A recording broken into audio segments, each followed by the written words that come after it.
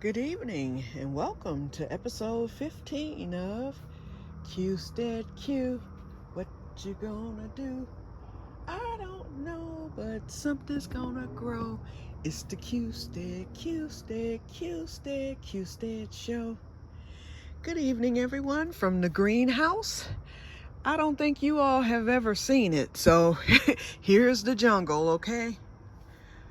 Over across, I'm gonna give you the tour real quick.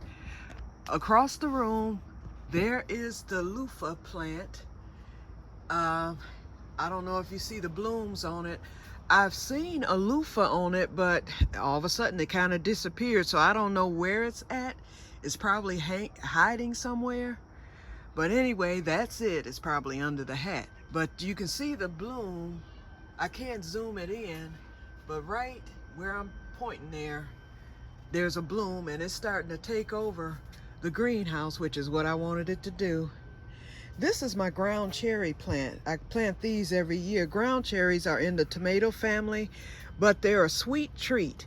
And what happens is these little lantern shaped things come on, and when they turn yellow, they fall off. So here's one here, so I'll just pick it. And then once it ripens, it starts off green, but it turns into a golden, not even a golden, well, golden reddish color. And that's when it's at its optimum sweetness, and they are delicious. And so I planted 2 of the plants this year. This one's here, and then I have another one that's on the side of the house with the berry bushes, and that didn't do as well. I have ground cherries on it, but not nearly as many as on this plant, because they are tropical plants. So, but I just put the other one outside. I should give it to my sister because she has a plant at home and she loves ground cherries. I made another mistake with my tomatoes. I'm doing pretty good with them. You know, you see some there. I've plucked a few. I've frozen a few. I have one back there, and I have 3 over there. I have flowers everywhere. So then yesterday I decided, let me fertilize this again. That'll be the 5th time this summer. You see the flowers right there? That's the 5th time this summer that I fertilized it. Wouldn't you know, a video came up yesterday saying do not over fertilize your tomatoes, because although you may draw blooms, the plant will grow, as mine is. As you can see, it's up to the ceiling, but I'm not getting any tomatoes. I'm not getting any fruit. I'm getting flowers galore, but no fruit, with the exception of what you see. And then I sat there and fertilized again on yesterday, so I'm in trouble, huh? I brought my okra from outside on the table into the greenhouse, because last year my okra plant really pumped out in the greenhouse. They're coming along, they just started, and so I wanted to bring them into a hotter heat, because it's 70 in here now, because it's evening time. It's after 7 p.m. But during the day, it gets up anywhere between 90 and 110. And so okra likes heat, and this is jambalaya. And so I want to get some okra. So I think I will, now that the okra plant is in here. This is another determinate tomato plant. The one you just looked at is indeterminate. So this one is just now starting to flower. And of course, I fertilized this one, so we'll see what happens. My greens, I did the cut and come again method. I cut it last week because I wanted to make sure I got a harvest. So the leaves look good, but the leaves were shading out my cabbage. And so I went on and cut and harvested, and then I'll do that again once the first frost hit. I'll do the second set of leaves. See how nice they look? I mean, there's a few holes here and there, but for the most part, they look good, and I am so happy to have gotten a green harvest. This is the first year I've ever been able to do so. And this is the first year I have successfully attempted to grow cabbage. I have a head. I don't know how big it's gonna get, but I needed to unsmother it. See the head right there? Beautiful. It's coming together. So I don't want to mess that up. So that's the reason why I cut the green plant, to give the cabbage a little more time to come together. Even if that head ends up small at the end, that's okay. I'm gonna take whatever I get, because this is the first time I've attempted cabbage every year for years, and never have I gotten a plant. Either an animal gets to it before it can do anything, or I just haven't been successful. This is the first year. Okay, I've got 2 fig plants. That's one, and then this is the other. I bought these as babies this year, back in either April or May. And so, of course, I didn't expect them to produce figs, but they did really well in the greenhouse. Now they have to go dormant because they need chill hours. These are the cold hardy figs. I'm not going to leave them in the greenhouse, because I did that with I had another tree last year I did that with, that wasn't a cold hardy tree, and it died here in the greenhouse. It didn't oh, my pecan trees, that's what it is. That's one of them. It died, and then I had another one that died, and it did really good last year. It grew from a little sapling, and this year it didn't do anything. It didn't survive. So I'm gonna take the figs in the house, and I won't have them under the grow light because they do need to go dormant. I'm just gonna put them in my spare bedroom. I'm not gonna water them. You know, if I need to, I will, but after those leaves fall in November, I'm gonna bring it in, and then hopefully by April it'll come back, and I'll bring both of them back out to the greenhouse. These are the crowder peas that I planted 3 weeks ago, either 2.5 or 3 weeks ago. They came up really well, and I'm hoping that with the heat in here, I'll be able to get a crop. I just don't know, because Michigan is funny. You know, we have what they call, okay, it's August now. It's still fairly warm. We're through with the heat wave. Oh, there's a tomato. So it looks like I'm going to get one after all over there. But anyway, we're still warm. We're hitting, I think we hit 80 something, mid 80s today. But it's August now. And so at any time, all we need is one good rain, and all of a sudden the heat and humidity will be gone. And so it's going to start. We're already getting the cooler nights, because I run my air during the day, and then by 8 o'clock it has to go off because it gets cool. So I open my windows, and then by nighttime I have a blanket around me, or a prayer shawl. So anyway, so I just don't know what's going to happen as far as the weather is concerned. Now September, we'll get a few warm days after Labor Day, and then by October, it's over. We're getting our frost, it's cold and all that, and it rains for most of the month of October. But in the greenhouse, you know, I'll still have a little heat in here. So, and I forgot what I was talking about. Wait a minute. Oh, the crowder peas. So it depends, but we always have what we call an Indian summer, and I guess the politically correct way is Native American summer. So we always get that Native American summer, and it'll get back into the 70s, possibly 80 for maybe a week or two. So that will, if my plants are still doing good at that time here in the greenhouse, that's going to give it the last push, because last year I had that to happen. I had almost pulled up my green beans and ended it, because I had planted those like in August. They flowered, and then it got cold, and the flowers were getting wilty, the plant was getting wilty. Then all of a sudden our Indian summer came for those 2 weeks, and boy, oh boy, those greens put out at the end. And I was able to pluck all those up until November, when the weather finally just said goodbye. But anyway, so I'm hoping the same for the crowder peas. They're coming along good and everything. I cut my Swiss chard, so I got my second harvest for that, and I froze it. And so I'm quite sure that the Swiss chard will grow back. My celery is doing excellent. In fact, at the back, it looks like it's ready to harvest. That stalk is pretty thick. I don't know if you can see it. I'm looking at it.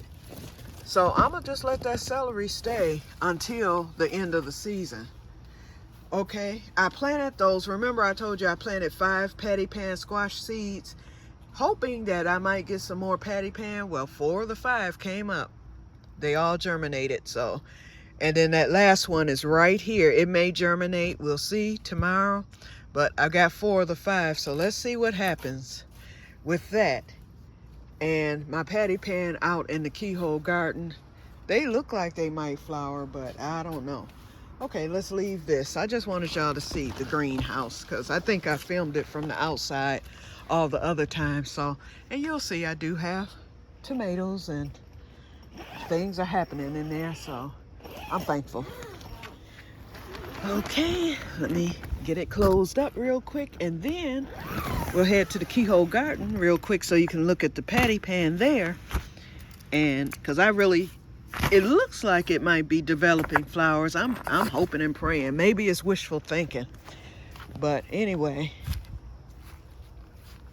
my peppers, I harvested those and they started regrowing immediately. You see, I've got new peppers already. And then same with my green beans. I hear a cat. Okay, but anyway, my patty pan, I don't know if those are new leaves coming or flowers. We'll find out momentarily, won't we? Okay, and then the zinnias are really doing well. And the pears are still doing good on the pear tree. And then that patty pan over there is not doing anything.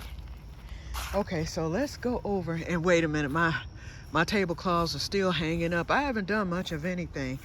And I did go to the doctor on Monday, and he thinks that I have something going on with my sinuses, and I tend to agree with him on that. So he prescribed some Flonase and stuff, and we're gonna keep, he thinks, and then he also thinks I'm having migraines, which is unusual. I used to have migraines years ago, but they stopped, but they can always come back, so we'll see. But today I'm feeling pretty good. I haven't had a headache, and I've been keeping hydrated.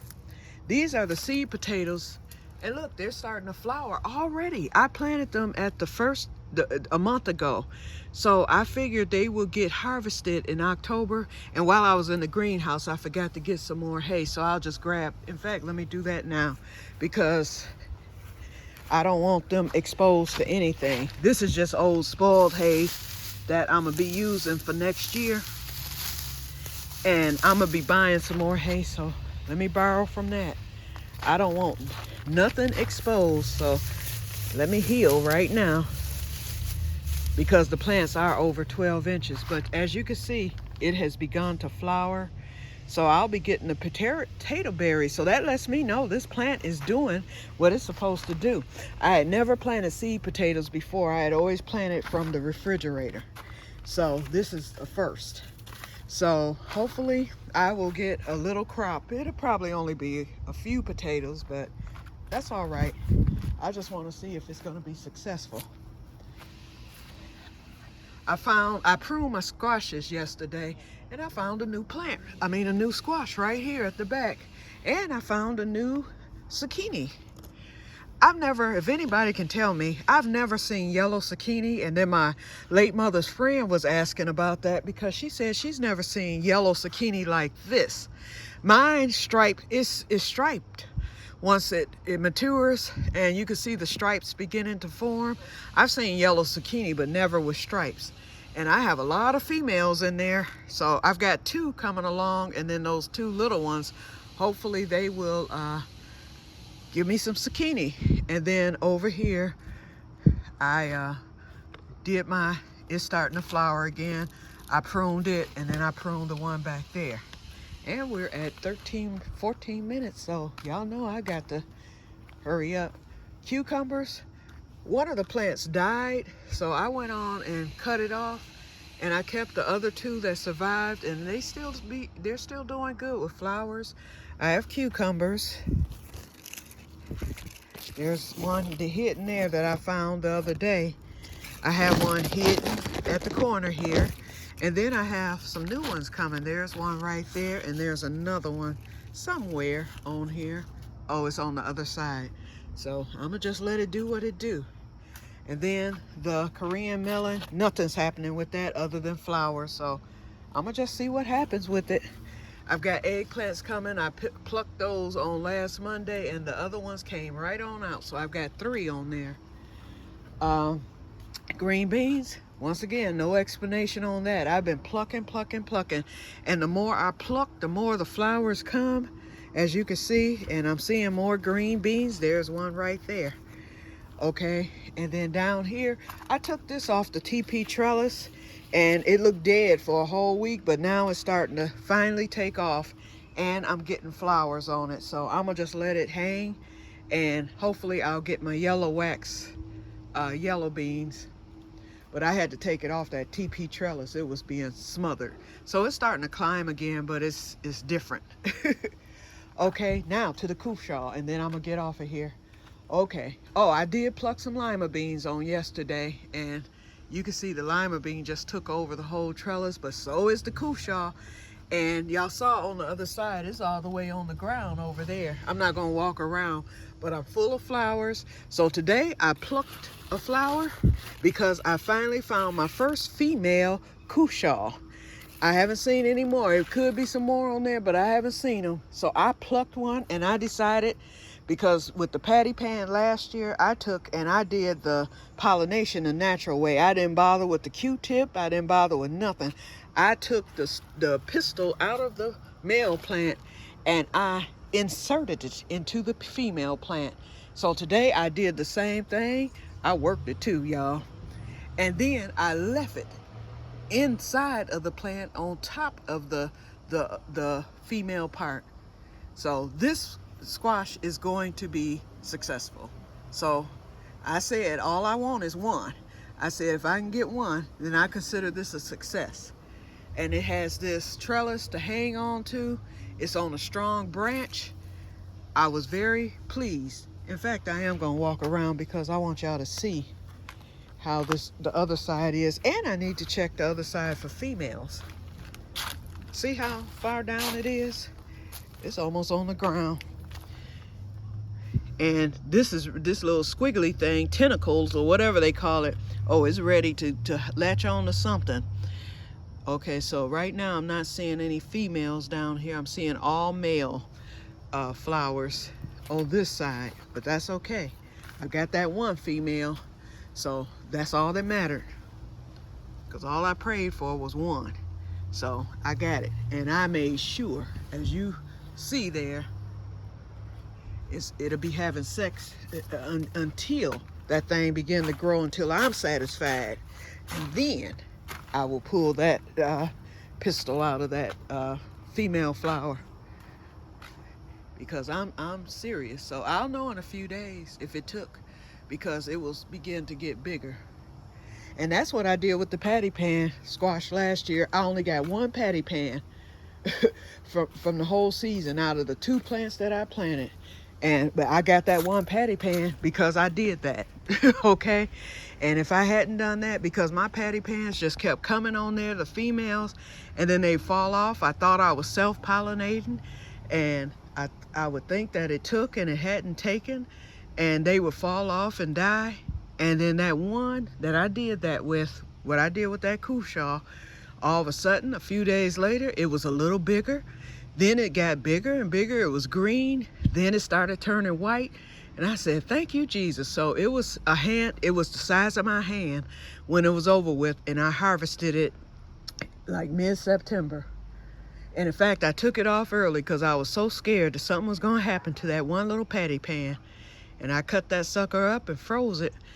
And so I went to my farmer's market the other day, and I was able to buy some cherries. They had them like only $2 a pound. They were good, the best I ever had. I ate them things up too. So I'm gonna go back this week and get some more of those cherries. They are real good. And I wanted to get some more of that honey, but bees were there covering the honey that was there, because the guy is from his bee farm, and so any bees in the area gravitate towards that honey. I couldn't even get to it. And so I told the worker, y'all gonna have to do something, because people can't get the honey off the little shelf because we're outdoors.